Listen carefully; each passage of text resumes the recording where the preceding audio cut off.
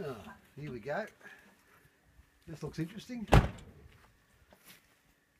Hanging off a bit of one bolt.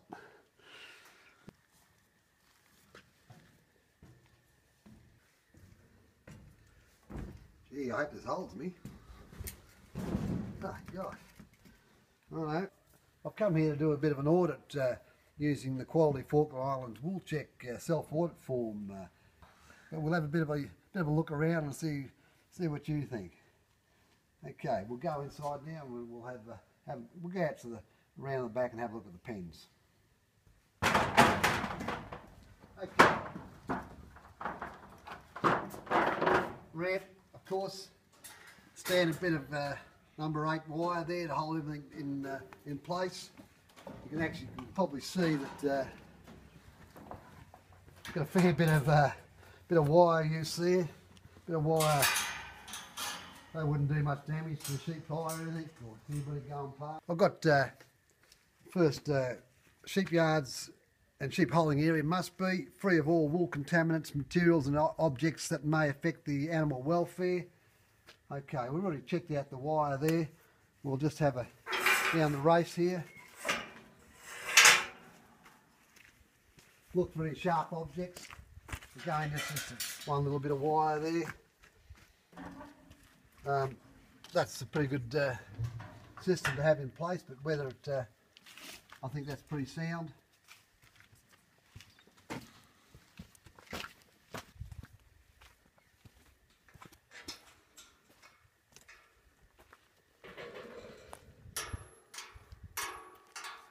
Gates seem to be in working order as usual. Okay. And there you go. There's all Mickey Mouse there. Anyway, obviously scrap metal dealer, because he seems to be collecting a fair bit of wire and putting them along the fence line here. They're just trying to patch up little holes. Old jetting plant there. And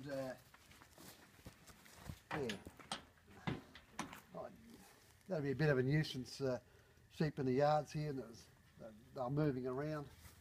Yeah, just things in general that need tidying up. One of Wool's no-nos, but old poly bag completely shredded. I better pick it up. In fact, I'll pick it up and we'll put it in the rubbish bin. Anyway, we'll go back inside the shed and see if there's any problems in there.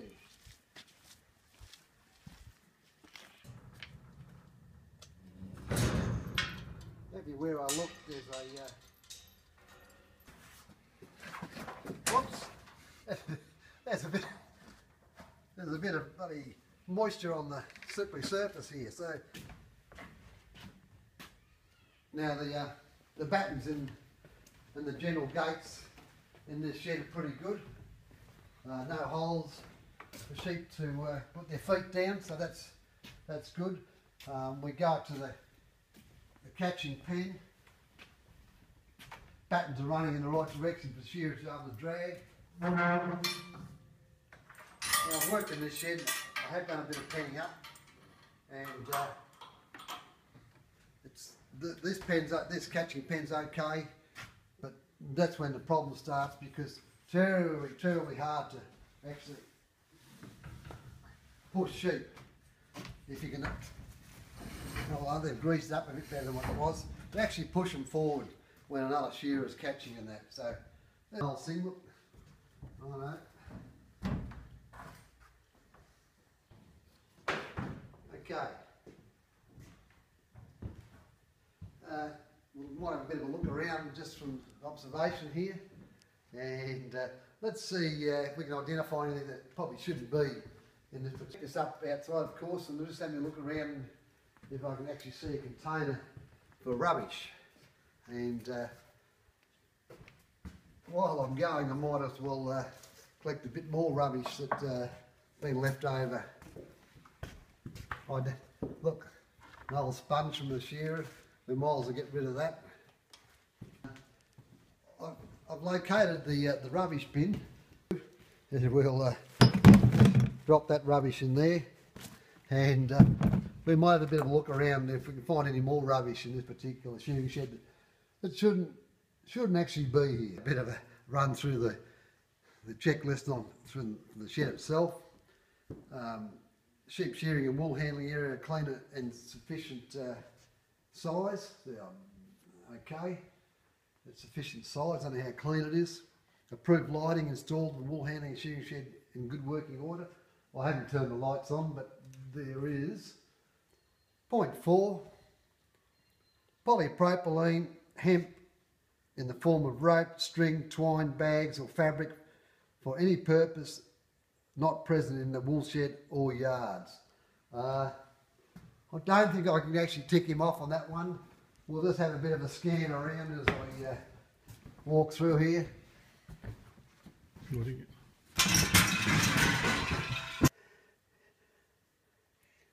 Bit of quality item there. Oh, thank goodness that's probably nylon, so it might pass. I don't know. But anyway, actual work area from the board, raised board.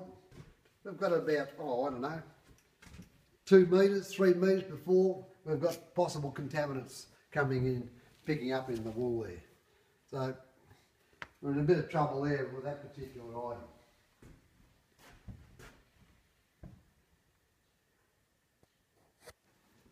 No matter where you sort of run your eye over things here, it's not good. Everywhere that we can see, there's some form of contaminant. Just run it down here if you don't mind. What have we got here?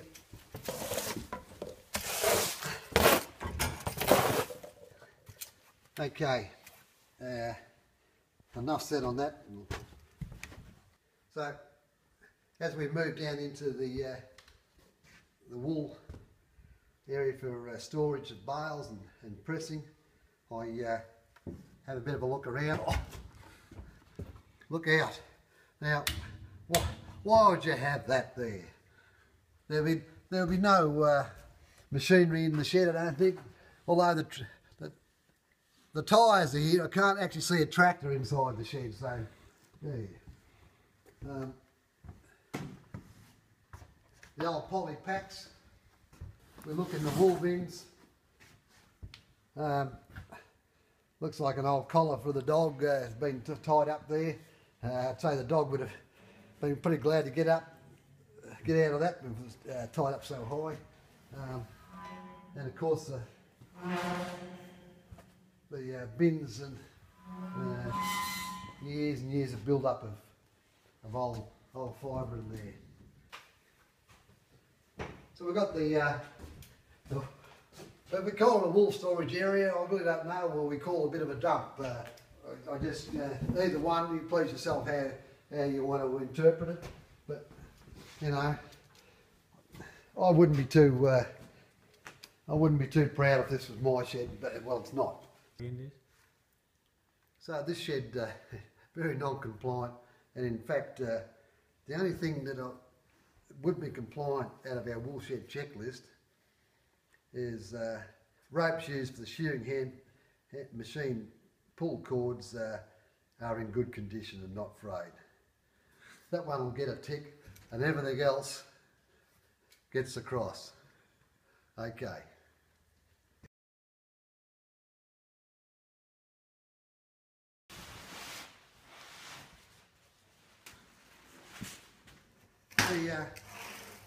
The owner of the shed, of course, when we look at it, I can see this wool pack here with a few extra fleeces in it, and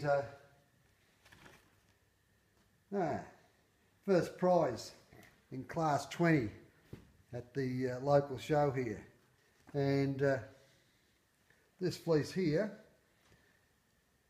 the old show card here, 7.6 kg.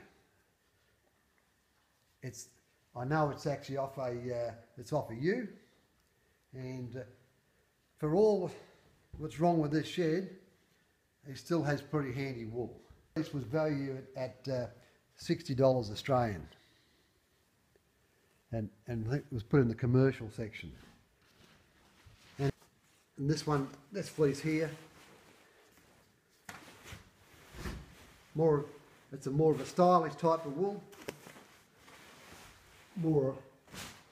Got a few more fibre bundles, a bit more elite, a bit softer, and a pretty handy bit of wool actually. With all show fleeces, they tend not to be skirted too well.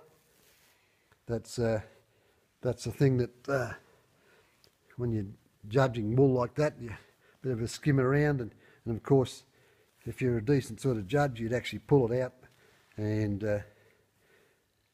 not have it as part of the assessment, and whether you deduct it for style, a bit on being poorly skirted, you probably should.